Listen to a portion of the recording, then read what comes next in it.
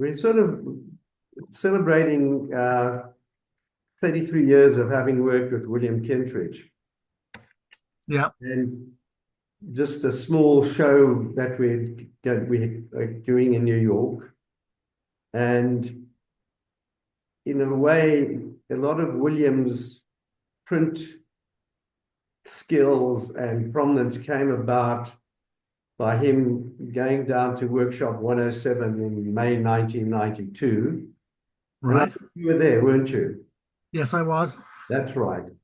And so, in his enthusiastic way, he worked pretty rapidly and Yeah. created, like, and if you remember the order, but the one that was the easiest in a way was the working with a Dremel and creating the general image Yes. was then printed in black and white. Yeah. And then after that, following on what you guys had done with Oleg Kudryashov, he hand painted these sheets of paper, which became the general itself. Yes. So, and then of course there were the iris as well, which, so do you remember the sort of order of what it was? Because I wasn't exactly there, but there was all those plates, the square plates more or less for the iris, and then there were also the vertical plates for the Dutch iris. Yes. How clear are your recollections of that, of well, the order and just the sort of working with William, who'd never been able to work on such a large format and was also suddenly confronted with color? Do you have any recollections of what of how he sort of initially coped with that? He was very bold, very brave, very direct with his Sorry, plate making. can you raise your sound as well? Blimey, how'd you do that? Okay. Same thing on the top column. I'm pressing the plus The F the key. little megaphone with the plus in front of it on the top of your keyboard. Yeah. If you press that plus, Yeah. Press and holding it down. yes, okay. All right, well, all right, that's so, I think it sounds like you may need to be quite close to your computer because the sound is just a little bit weak. Okay. Sorry. Okay, so if you feel like commenting about what I just referred to. Yeah. Yes. William, his his approach to the plate making, like you say, was very drawn based. He loved to, he dremeled and scratched into the plastic plate initially for the iris, for the first iris, and also the general head and the African head. But by introducing color, by layering, layering color on other plates and monoprinting onto the paper, and then putting his line work on top of that, he brought a richness to that palette of that floral image, and then the African head was a very sort of solid color, and we used with the African head, we used torn bits of paper that he'd shaped and then rolled them up and then used those as a sort of a relief printing session so that they had the torn edge quality, but it gave you a block color, but it sort of jigsawed into it sort of made the head look like it was a fractured structure, but the drawing itself pulled it all together from the dry point plate. But the irises kept evolving. He started that very large, bold one, and then, like you say, he moved to the narrow format of the Dutch iris. We called the second image the Dutch iris. Yes, yeah, but he did a lift ground plate, a copper plate. So he moved from the very sort of drawn, dremeled line and introduced a copper plate to that, and that was a lift ground, which basically meant he could paint on that on a solid ground and expose areas of the copper. So it became more of a painted mark than a drawn mark. So he didn't scratch through it. He actually painted a solvent on it. So it became a broader mark. And then we aquatinted and etched that. So it gave a different quality to his image for the Dutch iris. And then with all the different plates, there were variations on the single plate version or the double plate version or the, so there was all, you kept evolving that one and going back to that image over the years and doing different colorways and different sort of feels to them. And then, of course, he then approached the sleeper, the big figure piece, which was another, that was a copper plate again, initially, with a big soft ground on. And because he had confidence with that approach of mark making that he'd got before, with the figure, I remember we basically all had to leave the studio because we put the plate on the floor of the studio, and we were asked to leave, and then basically he stripped himself naked, rolled around on the plate because it had a soft ground on it, and kicked it and bashed it and whipped it, and made his sort of personal impression onto the wax ground. And then once he'd finished his almost performance piece, we were allowed back in once he was fully dressed, and then we could etch that plate, and it had his handprints, it had his body print, it had his footprints, had all sorts of impressions of energy that he'd put into this mark making, and then we etched that, and then we had another plate as a sort of background plate to the figure, and then there was a dry point plate as well for the figure and ubu.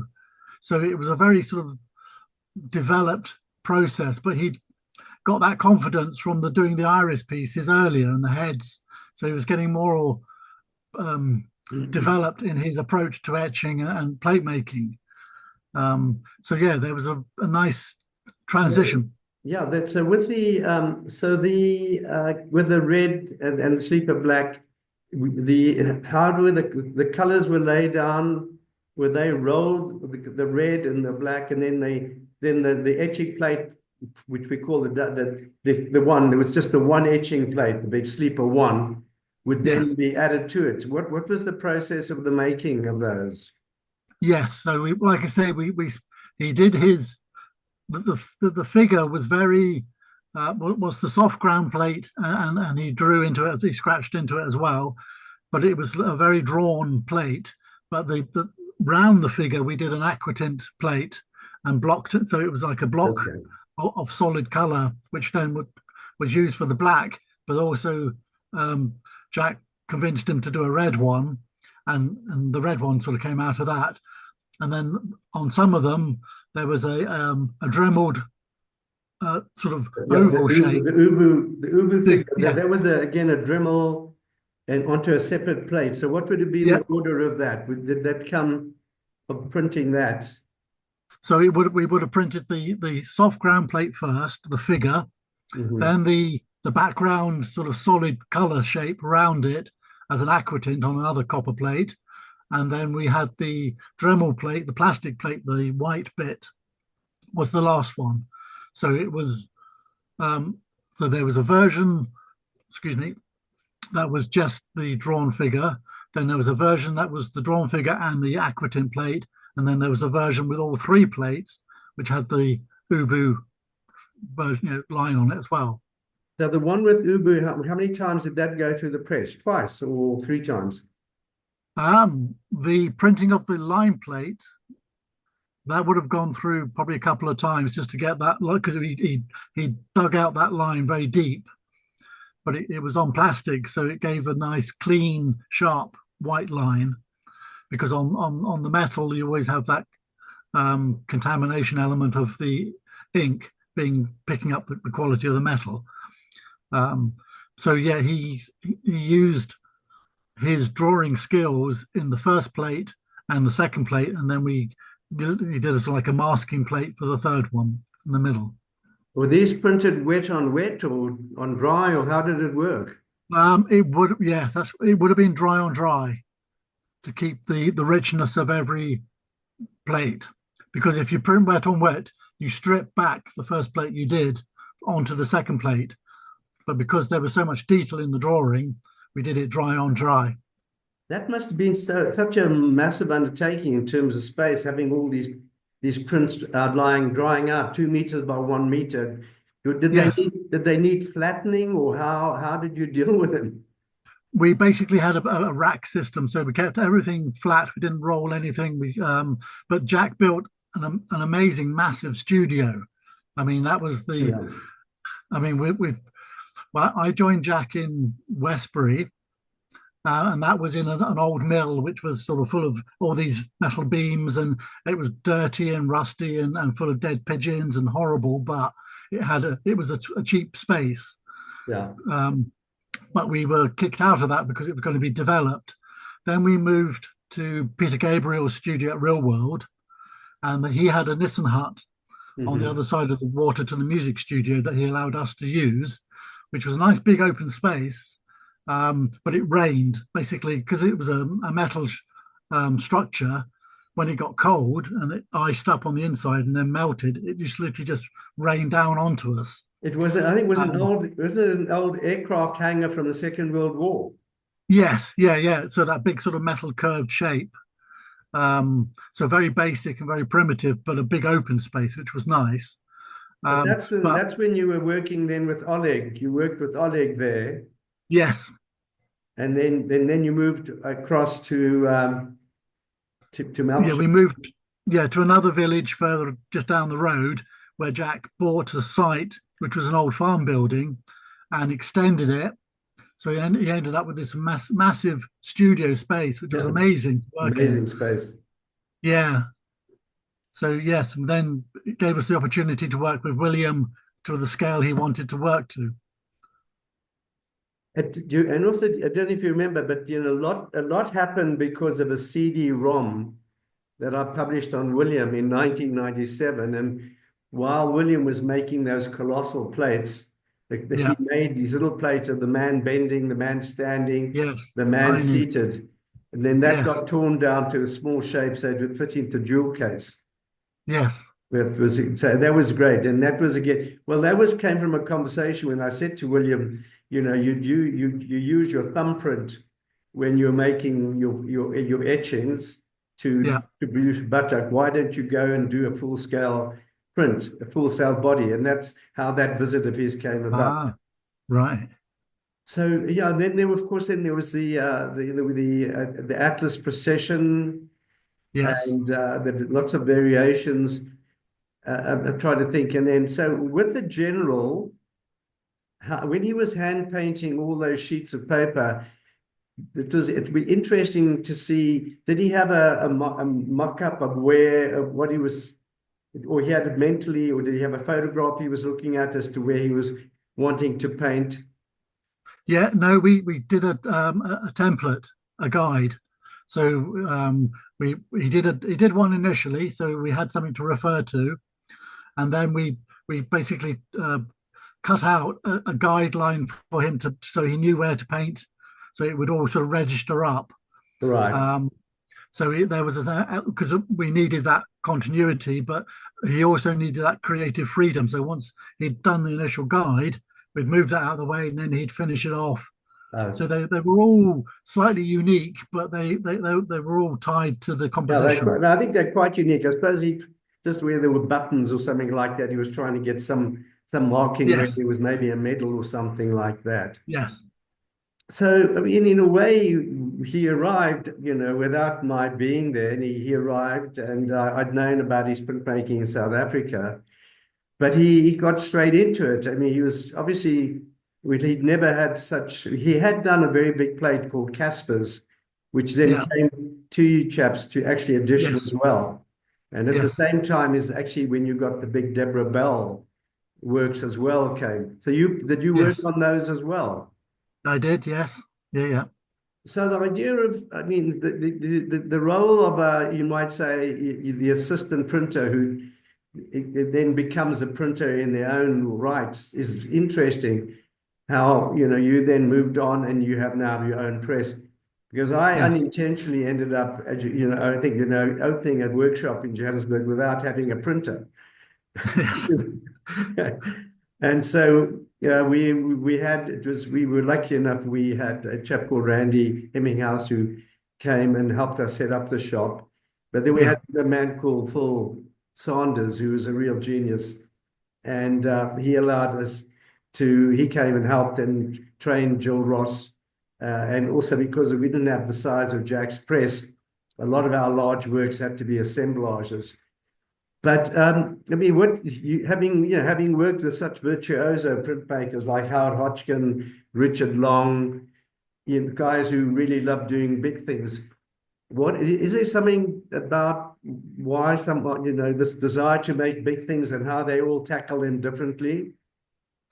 Yeah, yeah. I mean, the scale, because Jack's motivation when he set up 107 was to fill that gap. He knew artists. He taught at Corsham Court, and taught students and all the rest of it, but realized that the visiting artists who were there as well, like Joe Tilson and Gillian Ayres and Howard, wanted to then for their work to progress in printmaking, but were frustrated with the scale that studios were offering. So he commissioned an engineer to build him a press that would accommodate a plate that allowed an artist to work without compromise. So he built a press that allowed sort of 5 foot, 10-foot plates to go through, which was on that. When he did that initially, that was quite big. I mean, there's more presses out there now that match that, but when he did it, he was breaking new ground. And by allowing artists to work to that scale creatively, because obviously when they're painting canvases, they go to it, they're used to their brush mark traveling, and then they were forced in the sort of traditional sense to go to printmaking and scale down everything. So they then suddenly had that freedom. So with Howard, he had that opportunity to work with the first set, which was the palm trees, to a proper size as far as he was concerned. Yeah. And with William as well. So it made sense of what they were trying to achieve. And then, so did he build that press himself, or where did he? Because it's got how big is the bed of that press, and what happened to that press? He basically designed it with an engineer who specialized in making presses. So they sort of worked out how to do it, and came up with a solution. And it, like I say, its maximum size, it was just under 5 foot, 10-foot bed size. So the plates tended to be just under that to allow it to go through the wheels. And the same engineer who built Jack's built mine, but with slight variations to my design.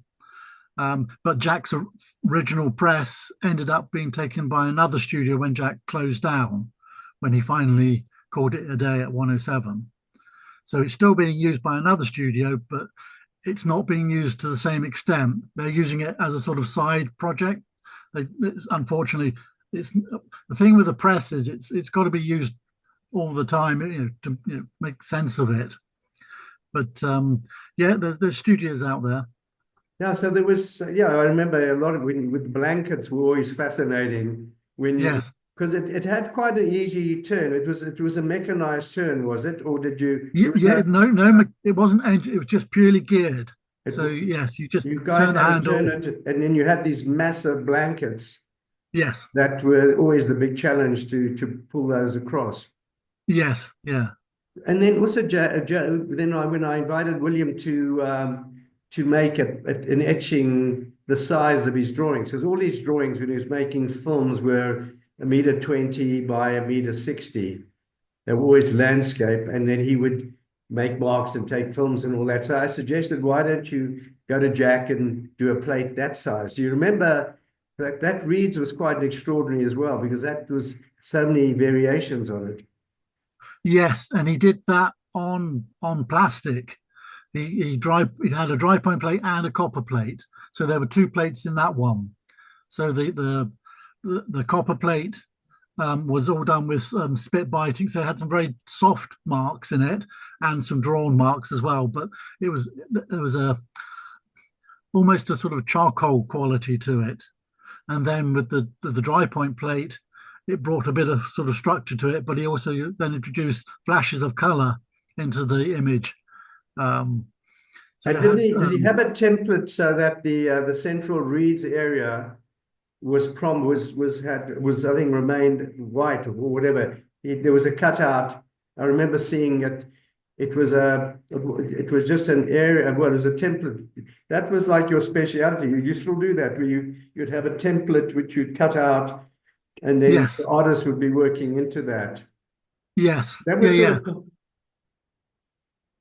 yeah. I mean, we also hand tinted the paper as well, so that again you needed reference to where the tone where those tones went. So it was quite a complicated image, but it was very fragile as well. So there was always that sort of battle between the tonalities to make sure that William every print William was happy with. So and but but also, he was but also the fact was why I was enjoyed becoming a publisher is I thought every work in an edition should be different, and that was what was great about Jack. And in fact, Joe Tilson, who also destroyed plates and stuck things onto works, and so that was so great. But you're sort of saying also these sort of the artists therefore able to use sort of large, expansive brush marks in terms of making things. That's quite rare, isn't it? yes. I mean, Jack always felt that why do something complicated when you can do it simple? If it can be achieved by just painting the paper, as to oppose creating a whole plate to make that mark, then just do that. I mean, Hodgkin was an artist who like exploited that hand painting element, and so it was a printed plate with a very strong hand painted element. But every time, for editioning sake, the hand painting had to be replicated by the printer. So that sort of skill developed with all different artists. So William had that element that he wanted, a repetition of hand freedom but control, and of course that was done by us while we were editioning, working from his instructions.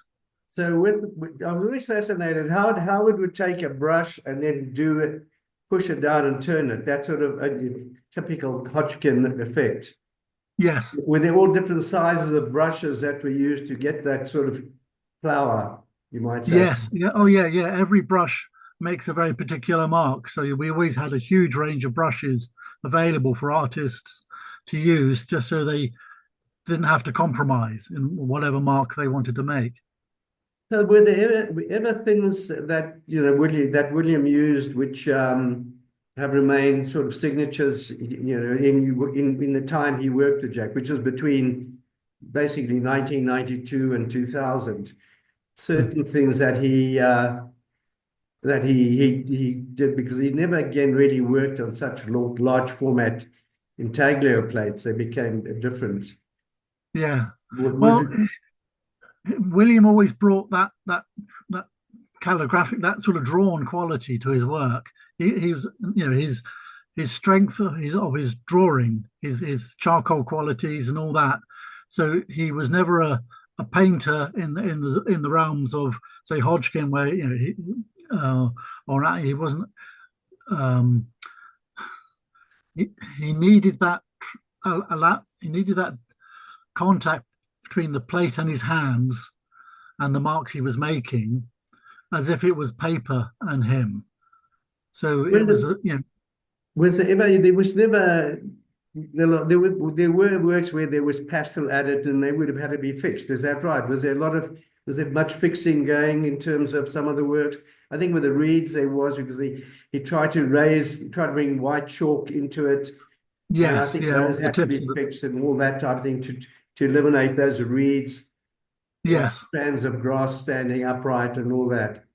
yeah, But I suppose that a lot of the knowledge that you've acquired from seeing and working with all these different artists, you're now able to perpetuate, and the scale as well, which is, and I know you've got when you compare your studio to Jack's studio, it's about 1/10 of the size, if that. How do you yeah. manage to Mine's do tiny. what you do?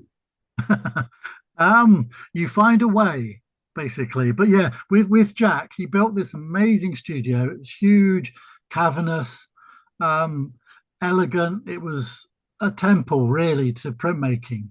And over the years, over the 21 years I worked with him, we went from filling it to working in the corner, just the two of us on a tiny little plate with no more work coming in, thinking, what the hell are we doing? And then suddenly another artist would come along and we'd fill the space up again. And it was the whole, the effort, the sacrifices he made to build that studio kind of made sense in the very end, because the last project we did with Howard was 20 foot by 8 foot. Amazing work, and it just sort of felt this. It was what the studio was built for, in a way. It just was right. It was like the whole reason for his journey, and it was tragic that Jack developed Parkinson's in the end, and that took away his his continuation. It sort of compromised more and more his ability to carry on. so Unfortunately, so the bed size was 8 foot wide, and you could, how did you handle 20? So I mean, just the physical tearing, these were all on one sheets of paper. these were made up of 5 panels. Oh, were they paneled? Okay. Yeah, they were panels. So there was you physically couldn't print a sheet 20 foot by So 8 you foot. printed patch. So they were, were they 5 plates then, if there were yes, 5 panels? yes. And is there anywhere a sort of a library or whatever, photographs from some of those days? I've got some, but I think, do you have any photographs of the activities then? And what was her name?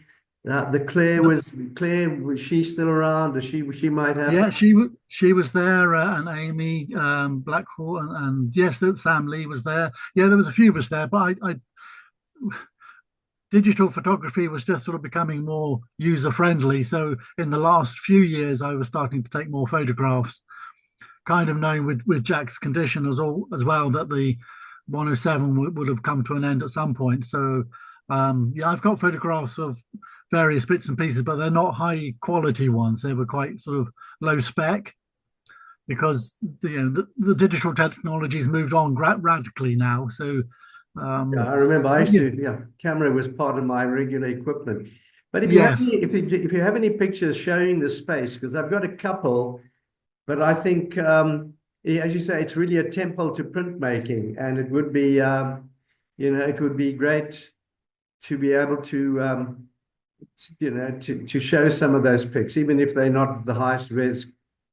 Yeah, I'll dig them out if you could.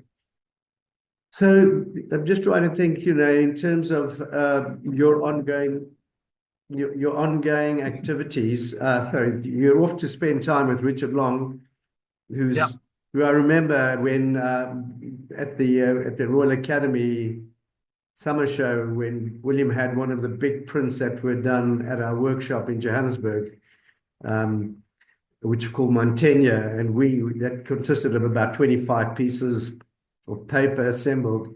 You had these, I suppose they were, what was it, 20 foot long, that Richard Long work, which actually won the prize in preference to what we thought. How was that again? How many panels would that have been then? That would have been 5 panels on that for that piece. But yes, so yeah, that's again the press I had built for myself was inspired by Jack's, basically, but with modifications to make it user friendly for myself. Look, I'm delighted that I had a chance to visit and see it, and I think we're about to come to an end. But it's really fabulous having chatted. And maybe we'll chat again some more as we go along. And somebody needs to be also charting what you're doing, because it's such a legacy. And there are so many workshops around, but I notice a lot of them use sort of letterpress and God knows whatever now for these massive works they do. Yes. Not too many people are able. I don't think anybody's really. Well, we know a workshop in Leipzig, in Germany, which is part of the Spinnerei, that has a press surface which is bigger than Jack's. Right. Were you involved just finally in printing of the Caspers? Do you remember that? Then we had a special paper, and that was William had actually sort of, I think, etched that plate himself, but so the plate did hold up, didn't it? Yes, it was very good, very heavy, very deep gauge metal. But yes, it was a lovely plate. Thanks, Andy. Well, thanks for sort of giving us some of your time. I'm sure are you going back to the bench now to carry on printing, or is today a day off? No, I'm still working today. All right, great. I'm going to be in the UK in May, so maybe we get a chance to pop down and say hello, or if you're coming up to London at all to see Alan. How's Alan, by the way? He's relaxing. He's getting very relaxed nowadays. He doesn't come in much and he doesn't hassle you guys. He's quite happy to let you do what needs to be done. Now you've got to deal with the other David, though. Exactly. That's David Roberts. Okay, Yeah. well, Andy, it's been so great, and I don't know if we can email this to you. I mean, not email, but we transfer it. But I'll Okay. try and find some way, because I think it's been so great, to think about something that happened 30 years ago, more than Yes. 30 Yeah. years ago. Take Yeah. good Yeah. care. And you. All the best. Bye. And you. Bye bye.